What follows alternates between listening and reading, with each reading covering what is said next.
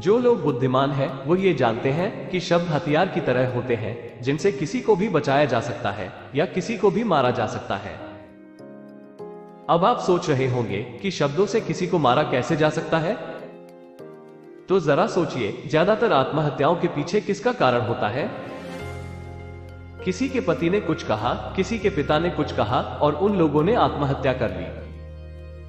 ये आत्महत्या किसके कारण हुई? वो पीड़ित के मन इतना दुखी कर गए कि उसके मन से वो दुख सहना और ज्यादा बर्दाश्त करना नामुमकिन हो गया और इसी वजह से उन्होंने आत्महत्या कर ली।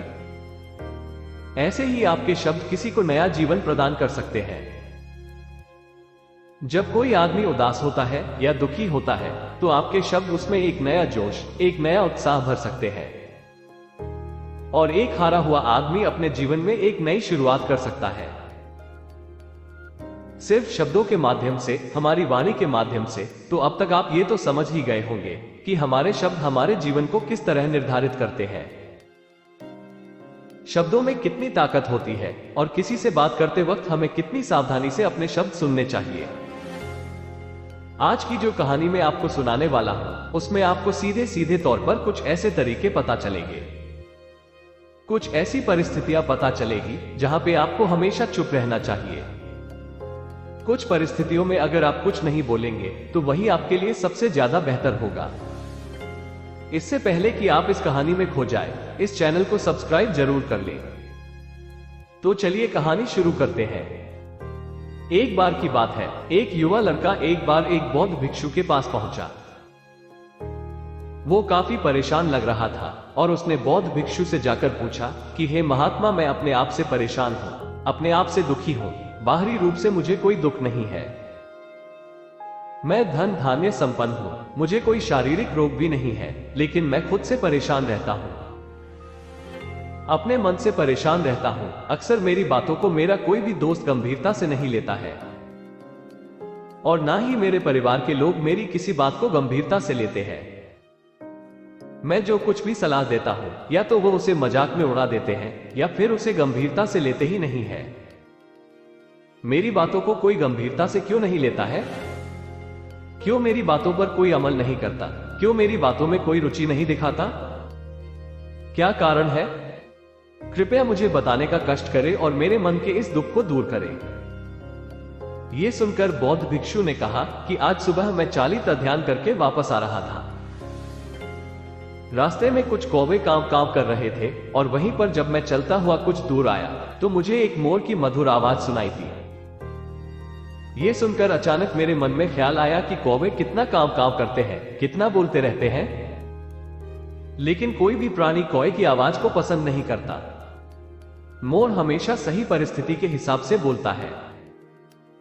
जब भी बारिश होने वाली होती है और बादल गरजते हैं और बारिश होने की आशंका होती है, ऐसे में मोर अपनी मधुर आवाज में गाता है जो सभी को प्रिय होता है, सभी को अच्छा लगता है। ऐसे ही अगर इंसान सही परिस्थिति के हिसाब से सही शब्द बोले, सही वाणी बोले, तो वही वाणी दूसरों के लिए संगीत हो जाती है, संगीत बन जाती है और दूसरे लोग तुमसे सम्मोहित हो जाते हैं और वहीं पर तुम्हें सब लोग गंभीरता से लेने लगते हैं। और दूसरी तरफ अगर तुम यूं ही बेफिजूल ऐसे ही बोलते रहते हो, बिना किसी बात के बोले चले जाते हो, तो फिर तुम्हें कोई गंभीरता से नहीं लेता। तुम उस कौवे की भांति हो जाते हो जिसकी वाणी कोई पसंद नहीं करता और बाद में तुम्हें दुख होता है कि तुम्हें कोई गंभीरता से क्यों नहीं लेता। इसीलिए अपने शब्दों को बेहद बुद्धिमानी के साथ इस्तेमाल करना सीखो। अगर तुम नहीं सीखोगे तो समाज में तुम्हें कोई सम्मान या कोई गंभीरता से नहीं लेगा। यह सुनकर वो युवा लड़का बोला कि हे महात्मा, मैं जानता हूं कि मैं ज्यादा बोलने की बीमारी से ग्रस्त हूं। मुझे इतना नहीं बोलना चाहिए, लेकिन मैं अपने आप पे काबू नहीं रख पाता। और ना ही मैं इतना बुद्धिमान हूं कि मैं अपने शब्दों को नाप तोल कर बोल सकूं। मैं तो किसी से बात करते वक्त इतना सोचता भी नहीं कि मुझे अपने शब्द किस तरह इस्तेमाल करने हैं। कृपया करके कुछ ऐसी परिस्थितियां बता दीजिए जहां पर मुझे कम बोलना है या फिर बोलना ही नहीं है, हमेशा चुप रहना है। अगर आप मेरा ऐसे मार्गदर्शन कर सकते हैं तो मेरा जीवन आसान हो जाएगा और मुझे ज्यादा दिमाग या अपनी बुद्धि लगाने की भी जरूरत नहीं पड़ेगी। ये सुनकर बौद्ध भिक्षु ने मुस्कुराते हुए कहा कि बेटा, वैसे तो इंसान को हर परिस्थिति में सोच समझकर ही बोलना चाहिए, लेकिन अगर वो हमेशा होश में नहीं रह पाता है, ध्यान में नहीं रह पाता है, तो मैं तुम्हारे दैनिक जीवन की कुछ ऐसी परिस्थितियां बता रहा हूं जहां पर तुम्हें हमेशा चुप रहना है। अगर तुम ऐसी जगहों पर कुछ बोलोगे तो तुम्हारा अपमान ही होगा या फिर तुम्हें कोई गंभीरता से नहीं लेगा। सबसे पहली जगह है, या यूं कहें ऐसी परिस्थिति जहां पर इंसान को हमेशा चुप रहना चाहिए, वो है जब किसी ऐसे विषय के बारे में बातचीत हो रही हो जिसके बारे में आपको कोई जानकारी ही नहीं है। तो ऐसी परिस्थिति में बीच में टांग अड़ाना, अपना ज्ञान देना, व्यर्थ का ज्ञान, आपको कुछ पता नहीं है लेकिन फिर भी आप अपना ज्ञान देने के लिए उत्सुक हैं, तो ऐसी जगह पर आपका अपमान ही होगा। जरा तुम खुद सोचो, जब कोई बीमार आदमी अपनी बीमारी के बारे में चर्चा कर रहा हो और आपको उस बीमारी के बारे में कोई भी ज्ञान नहीं है, लेकिन फिर भी आप व्यर्थ में, बेकार में उसे ऐसी ऐसी औषधियां बता रहे हैं जिनका उसकी बीमारी से कोई तालमेल ही नहीं है, तो ऐसे में आप अपनी प्रतिष्ठा अपने हाथों से खो रहे होते हैं और आपको पता ही नहीं होता। ऐसी परिस्थिति में आदमी को हमेशा सुनना चाहिए। ध्यान से सुनना भी एक कला होती है। अगर आप सुनने का दिखावा करेंगे तो कहीं ना कहीं सामने वाले आदमी को यह एहसास हो जाता है कि ये मेरी बात पूरे ध्यान से नहीं सुन रहा है।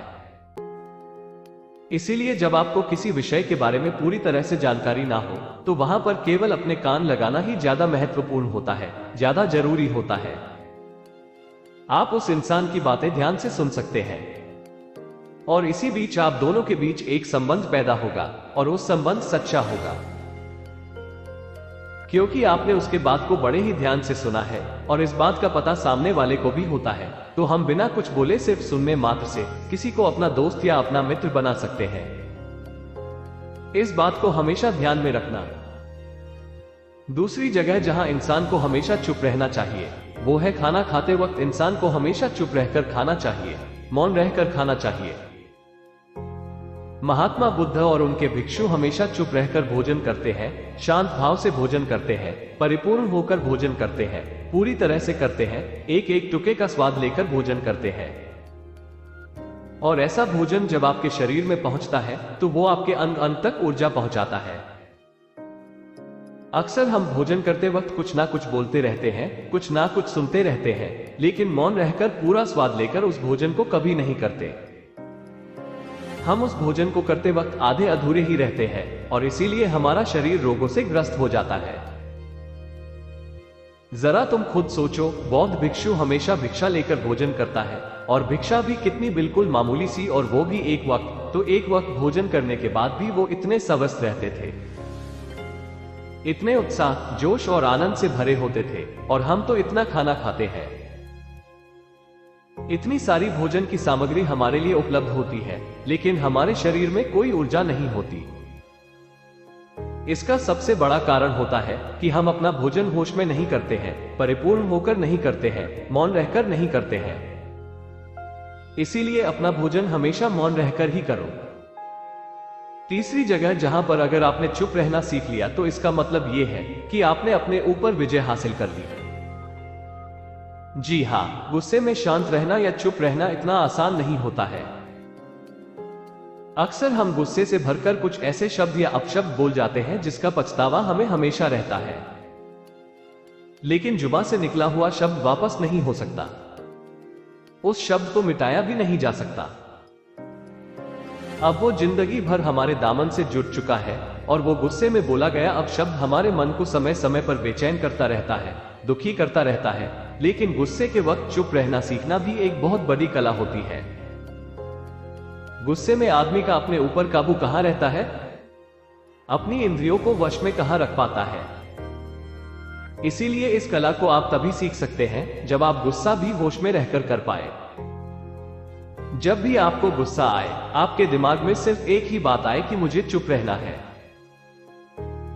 मुझे किसी से कुछ गाली गलौच नहीं करना, किसी को कोई अपशब्द नहीं बोलना। और जब ये विचार गुस्से के साथ जुड़ जाता है और धीरे धीरे ये आदत बन जाता है तो आप अपने गुस्से को भी काबू में करना सीख जाते हैं। जब भी कभी गुस्सा आए तो किसी को कुछ बोलने की बजाय कुछ शारीरिक व्यायाम करना शुरू कर दो। उछलना, भागना, दौड़ना, जिम करना, कुछ भी आप ऐसा व्यायाम कर सकते हो जिसमें आपका शरीर थक जाए। आप पाएंगे कि जब आपका शरीर थक जाता है तो आपका मन भी शांत हो जाता है। आपने उस गुस्से की ऊर्जा को एक सकारात्मक रूप दे दिया, और यही बुद्धिमान व्यक्ति की पहचान होती है, जो दूसरों के तानों से भी अपना घर बना लेता है, अपनी कामयाबी के रास्ते निकाल लेता है। वही सच में बुद्धिमान आदमी है, जो जहर को भी दवा बनाकर इस्तेमाल करना सीख जाए। वही असली बुद्धिमान होता है। चौथी जगह जहां आप चुप रहेंगे तो आपके लिए वही सबसे ज्यादा बेहतर होगा, वही आपको सम्मान दिलाएगा। चौथी जगह है जब चार लोग आपस में बैठकर बातें कर रहे हो। कोई बैठक कर रहे हो तो वहां पर जब चार लोग बात कर रहे होते हैं तो चारों लोग एक साथ तो बात कर नहीं सकते। एक बार में एक व्यक्ति बोलेगा और तीन सुनेंगे, तभी वो बैठक कामयाब हो पाएगी, तभी वो चर्चा सही रूप में आगे बढ़ पाएगी। लेकिन अगर कोई आदमी ऐसा बैठा हुआ है जो बीच में ही दूसरे की बात काटकर अपनी बात को ऊपर रखना चाहता है, तो ऐसे में वो चर्चा या वो बैठक आपको कहीं नहीं पहुंचाएगी और चारों लोगों के बीच आप सबसे मूर्ख कहलाओगे। अगर आपको अपनी बात कहनी है तो सामने वाले को अपनी बात पूरा करने दो, उसके बाद अपने विचार रखो। यही एक भद्र पुरुष या फिर कहीं अच्छे आदमी की पहचान होती है। और आखिरी जगह, अगर हमारे माता पिता हमें कुछ कह देते हैं, हमारे बड़े बुजुर्ग हमें किसी बात पर डांट देते हैं या हमें थप्पड़ भी मार देते हैं, तो ऐसी जगहों पे आपका चुप रहना ही उनके प्रति सम्मान दिखाएगा, उनके प्रति आदर का भाव व्यक्त होगा। अगर आप उनके सामने उनका विरोध कर देते हैं, उनका प्रतिरोध कर देते हैं, तो वो गुस्सा तो थोड़ी देर बाद शांत हो जाएगा, लेकिन वो कही गई बात, वो विरोध किया हुआ शब्द या फिर कुछ भी उल्टा सीधा हमेशा आपके मन को सताएगा। और आपके माता पिता को हमेशा यही लगेगा कि आज ये हमारी इज्जत नहीं करता, आज ही हमारी बात नहीं मानता, क्योंकि ये कमाने लग गया है, ये बड़ा आदमी बन गया है। ऐसी ऐसी बातें उठेगी, ऐसे ऐसे तंज कसे जाएंगे। इसीलिए ऐसी जगह पे आप मौन रहिए, चुप रहिए, कुछ मत बोलिए, अपने गुस्से को अपने अंदर ही अंदर पी लीजिए, कुछ व्यायाम कर लीजिए, भाग लीजिए, दौड़ लीजिए, आपका मन अपने आप शांत हो जाएगा।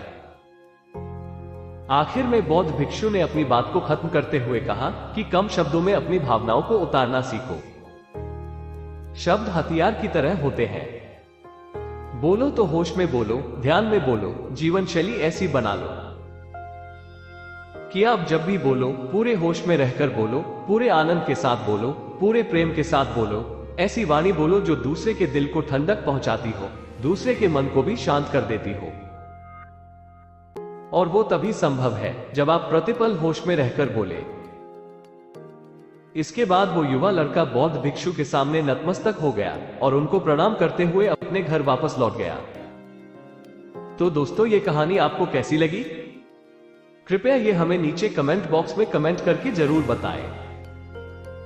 साथ ही इस कहानी को अपने दोस्तों के साथ जरूर शेयर कीजिए, ताकि उन्हें भी इस कहानी से कुछ सीखने को मिल सके। और ऐसे ही कहानी सुनने के लिए हमारी चैनल को जरूर सब्सक्राइब कीजिए।